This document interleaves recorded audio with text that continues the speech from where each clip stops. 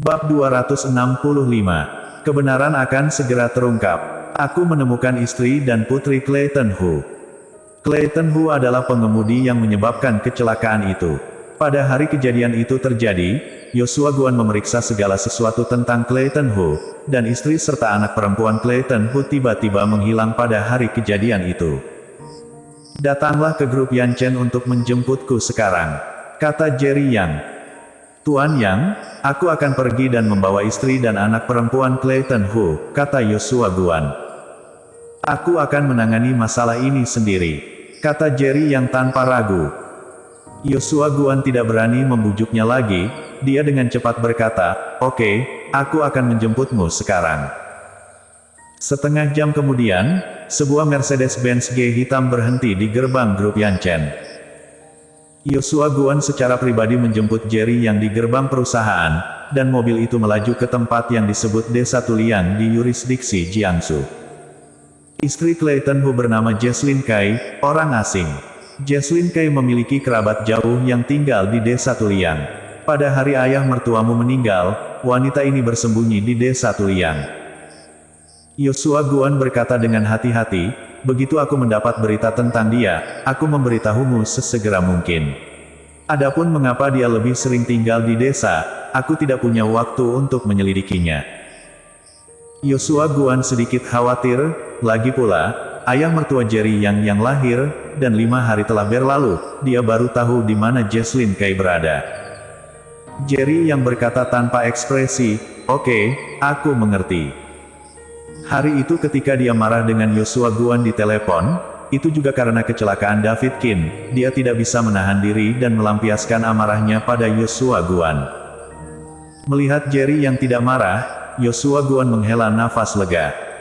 Desa Tuliang cukup jauh, dan butuh waktu 1 jam penuh untuk sampai. Mobil berhenti di pekarangan kecil dengan gerbang bercat merah dan deretan rumah bata di halaman. Sebelum Jerry Yang dan yang lainnya memasuki halaman, gonggongan anjing sudah dimulai. "Tuan Yang, Jesslyn Kai telah tinggal di sini selama ini," kata Yoshua Guan. "Siapa kamu?"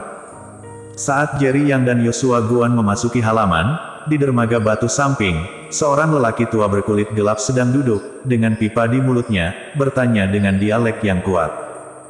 "Kami sedang mencari Jesslyn Kai," kata Yoshua Guan. "Siapa Jesslyn Kai? Aku tidak tahu." Ketika lelaki tua itu mendengar bahwa dia sedang mencari Jesslyn Kai, sedikit kepanikan muncul di matanya, dan dia berpura-pura tenang. Yoshua Guan mengerutkan kening, dan berkata dengan tidak senang, "Namamu Frankie Lee, dan Jesslyn Kai adalah keponakan jauhmu. Jika aku tidak tahu bahwa Jesslyn Kai ada di sini, aku tidak akan datang. Jika aku mengatakan tidak, tidak akan ada. Ini rumahku. Apakah kamu masih ingin memaksa?" Mendengar apa yang dikatakan Yoshua Guan, lelaki tua itu langsung menjadi marah. Dia mendatangi Yoshua Guan dengan bom di tangannya, dan mengulurkan tangannya untuk mendorong Yoshua Guan keluar. "Lama, kamu berani menyentuhku." Yoshua Guan juga marah. Dia adalah patriark agung dari salah satu dari 4 klan di Jiangsu. Di tempat seperti ini, seseorang berani menyentuhnya. Pengawal Yoshua Guan segera melangkah maju, dan hendak menyerang lelaki tua itu. "Berhenti!" Jerry yang memarahi. "Tuan, kami ada hubungannya dengan Jesslyn Kai, tolong biarkan dia keluar, kami akan mengobrol dengannya, lalu kami akan pergi." Jerry yang berkata sambil tersenyum, dia membuka dompet dengan santai, mengeluarkan semua tumpukan kecil uang kertas merah di dalamnya, menyerahkannya kepada lelaki tua itu dan berkata, "Ini uang untuk membeli rokok." Orang tua itu menyipitkan mata pada uang yang diserahkan Jerry Yang, sepertinya 3 atau 4 ribu. Dia mengambil uang itu tanpa ragu-ragu, dan menatap Yoshua Guan. "Lihatlah pemuda itu, betapa sopannya dia." Yoshua Guan tersipu malu, jika Jerry yang tidak ada di sana, bagaimana dia bisa memberi kesempatan pada lelaki tua itu untuk menjadi sombong. "Silahkan masuk." Lelaki tua itu melirik ke arah Mercedes-Benz Big G yang diparkir di pinggir jalan, lalu ke pakaian Yoshua Guan, ditemani oleh pengawal. Dia tahu bahwa jika dia ingin menyembunyikan berita bahwa Jesslyn Kay ada di sini, dia pasti tidak mampu menyembunyikannya. Jesslyn Kay. Setelah lelaki tua itu membawa mereka berdua ke halaman, dia berteriak ke rumah bata itu. "Paman, ada apa?" Pada saat ini, seorang wanita parubaya yang mengenakan celemek keluar dari ruangan paling dalam, dengan sedikit tepung masih di tangannya, dan dia tampak sedang menguleni adonan. "Mereka mencarimu." Pria tua itu menunjuk ke Jerry Yang dan yang lainnya, dan berkata. Jejak kepanikan jelas terlihat di wajah Jesslyn Kay, dia memandang Jerry Yang dan yang lainnya dengan gugup, dan tergagap. "Kamu, siapa kamu? Aku tidak mengenalmu, mengapa kamu mencariku?" Jerry Yang melangkah maju, memandang Jesslyn Kay dan berkata, "Kakak, jangan gugup. Kami mencarimu untuk menanyakan sesuatu. Selama kamu bekerja sama, semuanya akan segera baik-baik saja." Jerry yang secara alami tidak akan berpikir bahwa wanita yang gagap ketika dia melihat mereka ada hubungannya dengan masalah David Kin. "Jangan tanya aku tidak tahu apa-apa." Jesslyn Kay berbalik dan hendak pergi. Tapi saat dia hendak masuk, pengawal Yoshua Guan sudah memblokir pintu. "Apa yang sedang kamu lakukan?" Jesslyn Kay tampak ketakutan, tangannya gemetar. "Kamu bilang kamu tidak tahu sebelum kami bertanya padamu. Sepertinya kamu harus tahu apa yang ingin kami tanyakan padamu." Yoshua Guan berkata dengan dingin. Jesslyn Kay dikelilingi oleh Jerry Yang, Yoshua Guan, dan pengawal, dan dia panik. Pada saat ini, lelaki tua yang membawa Jerry Yang dan yang lainnya tiba-tiba berkata, "Jesslyn Kay, karena mereka datang kepadamu, beritahu mereka semua yang kamu tahu." Orang tua itu sangat jelas bahwa tidak ada pengawasan di desa Tuliang. Jesslyn Kay bersembunyi di sini, dan dia masih dapat ditemukan, yang cukup untuk menunjukkan bahwa Jerry Yang dan yang lainnya tidak sederhana. Setelah mendengarkan kata-kata lelaki tua itu, Jesslyn Kay menjadi sangat tenang, tetapi wajahnya masih penuh perjuangan. Yoshua Guan hendak mendesaknya, tetapi Jerry yang menghentikannya dengan pandangan. Setelah beberapa saat, Jesslyn Kay berkata dengan mata merah, "Masuk." Jerry Yang dan Yoshua Guan memasuki ruangan, dan melihat tempat tidur kawat berkarat di dalamnya. Di tempat tidur berbaring seorang gadis kecil dengan kepala botak, yang tampak berusia sekitar 7 atau 8 tahun. Gadis kecil itu sangat kurus, dan ketika dia tiba-tiba melihat orang asing, masih ada sedikit ketakutan di wajahnya. "Nina, sapalah," Jesslyn Kay berkata kepada gadis kecil itu. Gadis kecil itu memandang Yoshua Guan dengan malu-malu dan berkata, "Halo, kakek." Kemudian dia memandang Jerry Yang lagi, "Halo, paman." "Halo." Jerry Yang berkata sambil tersenyum. Setelah selesai berbicara, dia melihat ke arah Yoshua Guan, "Apakah kamu punya uang?" "Ada." Yoshua Guan mengeluarkan dompetnya dan mengeluarkan semua uang di dalamnya. Dilihat dari ketebalannya, seharusnya 2.000 yuan. Jerry yang menyerahkan uang itu kepada gadis kecil itu, dan berkata dengan senyum lembut, "Nina, paman datang, tetapi dia tidak membawakanmu hadiah. Dengan sedikit uang ini, biarkan ibu membawamu untuk membeli baju baru." Nina buru-buru menolak, "Terima kasih paman, Nina tidak bisa menerima uang itu." Ketika Jerry yang melihat gadis kecil ini, dia tiba-tiba merasa sedih. Dia dengan cepat berkata, "Ini adalah keinginan paman, ambillah dengan cepat, jika kamu tidak menerimanya, paman tidak akan bahagia." Nina diam-diam melirik Jesslyn Kay, dan melihat Jesslyn Kay mengangguk, dia dengan hati-hati menyimpan uangnya, "Terima kasih paman." Begitu mengatakan itu, mimisan Nina tiba-tiba mengalir keluar. Jesslyn Kay tiba-tiba panik, matanya memerah, dan dia segera mengambil tisu untuk membantu putrinya mengatasi mimisannya. Yoshua Guan tampak serius, dan berkata dengan suara rendah, "Tampaknya leukemia." Begitu Jerry yang memasuki ruangan, dia merasa Nina sangat lemah, wajahnya pucat, dan dia tampak sakit di sekujur tubuhnya. "Apakah kamu di sini untuk urusan suamiku?" Setelah membantu Nina mengatasi mimisan, Jesslyn Kay duduk di samping, menatap Jerry yang dengan mata merah dan bertanya. Jerry yang mengangguk, suamimu menabrak ayah mertuaku, dan sekarang dia masih terbaring di rumah sakit. Dokter berkata bahwa dia kemungkinan besar akan koma, dan dia tidak akan pernah bangun selama sisa hidupnya. Setelah mendengar kata-kata Jerry Yang, Jesslyn Kay bingung. Duk. Dia berlutut tepat di kaki Jerry Yang, menangis dan berkata, Maaf, aku benar-benar tidak dapat memberikan kompensasi kepadamu untuk biaya pengobatan. Aku benar-benar tidak mampu. Putriku menderita leukemia, dan dokter mengatakan bahwa jika tidak ada pengobatan, dia tidak akan terselamatkan. Jika dia tidak dipaksa dalam situasi putus asa, suamiku juga tidak akan melakukan ini. Seseorang memberinya 500.000 yuan untuk membunuh seseorang. Dia melakukannya untuk menyelamatkan putrinya. Maaf, aku benar-benar minta maaf. Bersambung. Jangan lupa, like, komen dan subscribe. Terima kasih. Bab 266. Suara wanita. Aku sudah lama membujuknya untuk tidak melakukan hal buruk seperti itu, tapi dia tidak mau mendengarkan. Aku juga mengatakan bahwa aku menderita kanker, dan tidak ada banyak waktu tersisa, jadi sebaiknya aku menukar hidupku dengan biaya pengobatan putriku. Maaf, aku benar-benar minta maaf. Suamiku menggunakan 500.000 yuan untuk membayar biaya pengobatan rumah sakit untuk putrinya. Aku benar-benar tidak bisa membayar biaya pengobatan ayah mertuamu. Jesslyn Kay menangis sangat parah. Dia mengira Jerry yang datang kepadanya untuk mengkompensasi biaya pengobatan. Dari kata-katanya, Jerry yang juga belajar banyak. Pertama-tama, Nina memang menderita leukemia. Dan Clayton Hu juga menderita kanker, dan dia tidak akan hidup lama. Seseorang memberinya 500.000 yuan untuk membunuh David Kin. Dia melakukan ini untuk mempersiapkan biaya pengobatan putrinya.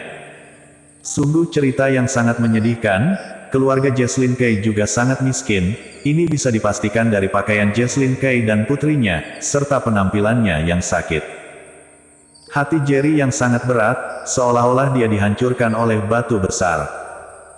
Dia seharusnya sangat Clayton Hu, karena dialah yang menabrak David Kin dengan mobilnya. Meskipun dia meninggal, David Kin menderita trauma sedemikian rupa sehingga dia bahkan mungkin menjadi keadaan koma. Tapi setelah mendengar apa yang dikatakan Jesslyn Kay, dia tidak bisa membencinya sama sekali.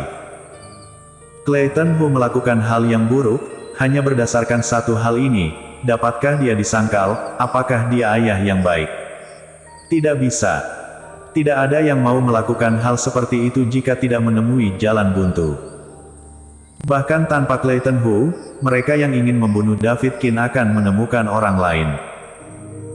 Jerry yang telah mengalami keputusasaan seorang kerabat yang menderita penyakit mematikan dan membutuhkan sejumlah besar uang untuk pengobatan, tetapi dia telah meminjam uang dari kerabatnya dan tidak dapat menemukan cara untuk mengumpulkan uang.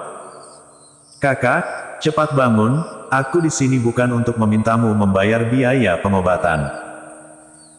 Jerry yang buru-buru melangkah maju, membantu Jesslyn Kay, dan berjanji, aku tidak hanya tidak akan meminta kompensasi darimu untuk biaya pengobatan, aku juga akan menanggung semua biaya pengobatan putrimu. Untuk Jerry yang hari ini, itu hanya beberapa ratus ribu, bahkan bukan uang saku. Dunia ini sangat besar, masih banyak keluarga seperti Nina, Jerry yang tidak dapat membantu semua orang, tetapi sejak dia bertemu dengannya, dia secara alami tidak akan pelit dengan cintanya. Jesslyn Kay, yang sudah putus asa, berhenti menangis ketika mendengar Jerry yang mengatakan bahwa dia ingin membayar perawatan Nina. Wajahnya penuh kejutan, dia merasakan halusinasi pendengaran. Kamu bilang, kamu ingin membantu Nina. Kakak, apa yang aku katakan itu benar. Bangunlah cepat, aku hanya akan mengajukan beberapa pertanyaan. Aku tidak bermaksud meminta pertanggungjawabanmu, kata Jerry Yang. Baru saat itulah Jesslyn Kay mengkonfirmasi bahwa dia mendengar dengan benar, wajahnya berlinang air mata, dan dia dengan cepat berterima kasih kepada Jerry Yang. Butuh beberapa saat sebelum suasana hatinya stabil. Tuan Yang, jika kamu ingin menanyakan sesuatu kepadaku, tanyakan saja, aku akan memberitahumu semua yang aku tahu. Jesslyn Kay memandang Jerry Yang dan berkata, selama dia bisa menyelamatkan putrinya, dia akan rela membiarkannya mati, apalagi mengajukan beberapa pertanyaan. Kamu mengatakan sebelumnya bahwa seseorang memberi suamimu 500.000 yuan untuk membunuh ayah mertuaku, jadi aku bertanya padamu, siapa orang ini? Tanya Jerry Yang. Jesslyn Kay menggelengkan kepalanya dengan nada meminta maaf, Tuan Yang, sejujurnya, suamiku yang menghubungi pihak lain tentang masalah ini. Ketika dia mengembalikan 500.000 yuan dan mengatakan dia akan membayar perawatan putriku, aku tercengang dan mengira dia telah merampok bank. Kemudian, dia memberitahu bahwa seseorang memberinya 500.000 yuan untuk menabrak dan membunuh seseorang. Aku tidak menghentikannya, siapa yang tahu, begitu dia pergi, dia tidak akan pernah kembali. Berbicara tentang ini, Jesslyn Kay meneteskan air mata kesedihan lagi. Jerry Yang sedikit kecewa, dan dia hanya memegang secercah harapan. Clayton Hu pasti tidak akan memberitahu Jesslyn Kay siapa yang dia hubungi dalam masalah seperti itu. Melakukan hal itu akan merugikan istri dan putrinya. Hanya saja pemikiran Clayton Hu terlalu sederhana, dia mengira dia meninggal dalam kecelakaan mobil, jadi dia bisa menyembunyikan semuanya. Jesslyn Kay ini juga sangat tidak bersalah, jika Jerry Yang benar-benar datang untuk mengejar tanggung jawab, hanya berdasarkan kebenaran yang baru saja dia katakan, Jerry Yang dapat mengambil kembali 500.000 yuan untuk pengobatan keponakannya sebagai kompensasi. Kakak, pikirkan lagi, sebelum suamimu meninggal, apakah kamu bertemu orang asing? Apakah kamu menerima panggilan aneh? Apakah kamu mengobrol dengan seseorang secara online? Jerry Yang tidak berdamai, dan diingatkan.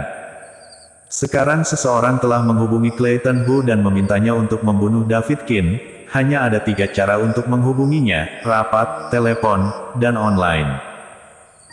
Jesslyn Kay menggelengkan kepalanya, dan berkata dengan mata merah, suamiku bekerja sebagai kuli di gudang pada siang hari, dan menjalankan mobil hitam di malam hari.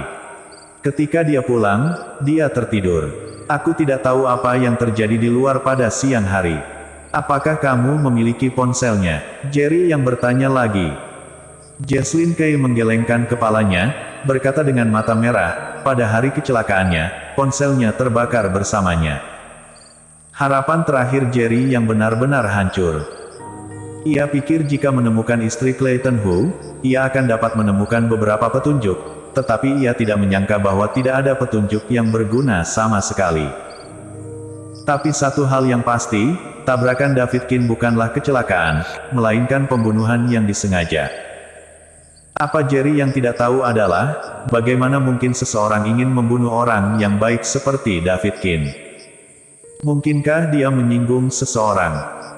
Tapi Jerry Yang telah mengatur seseorang untuk menyelidiki, dan baru-baru ini, David Kin sama sekali tidak menyinggung siapapun. Adapun Yuri Zhou, Jerry Yang tidak memikirkannya sama sekali. Maaf, aku tidak bisa membantumu dengan apapun. Jesslyn Kay berkata dengan nada meminta maaf. Awalnya mengira Jerry Yang meminta kompensasi padanya, tetapi dia tidak menyangka bahwa dia akan menanggung semua biaya perawatan putrinya.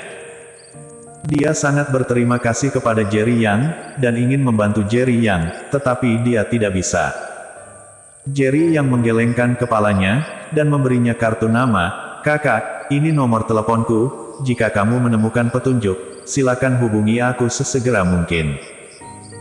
Jesslyn Kay mengangguk dengan cepat, jangan khawatir, Tuan Yang, meskipun aku tidak dapat memikirkannya, aku akan mencari cara untuk meminta mantan teman Clayton Hu untuk mengetahui apakah dia telah menghubungi seseorang baru-baru ini. Terima kasih kakak. Jerry Yang berkata dengan penuh terima kasih, lalu memandang Yoshua Guan, kamu bertanggung jawab atas perawatan Nina, bantu dia menghubungi rumah sakit dan dokter terbaik, dan rawat dia secepat mungkin.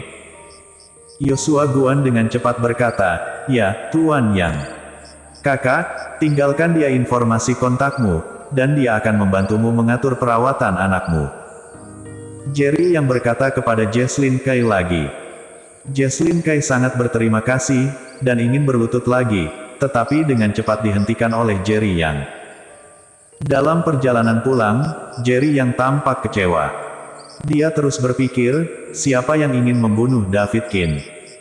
Tuan Yang, ada satu hal yang menurutku perlu untuk diberitahukan kepadamu. Yosua Guan ragu sejenak, lalu tiba-tiba berbicara. Jerry yang mengangkat alisnya, sudah lama aku katakan, berita apapun yang terkait dengan masalah ini, tolong beritahu sesegera mungkin. Yosua Guan dengan cepat berkata, orang-orangku mengetahui bahwa Marcelia Zheng dari keluarga Zheng pergi ke rumah yang disewa ayah mertuamu pada hari ayah mertuamu kecelakaan. Marcelia Zheng. Jerry yang terkejut. Baru pada saat inilah dia tiba-tiba memikirkan wanita ini.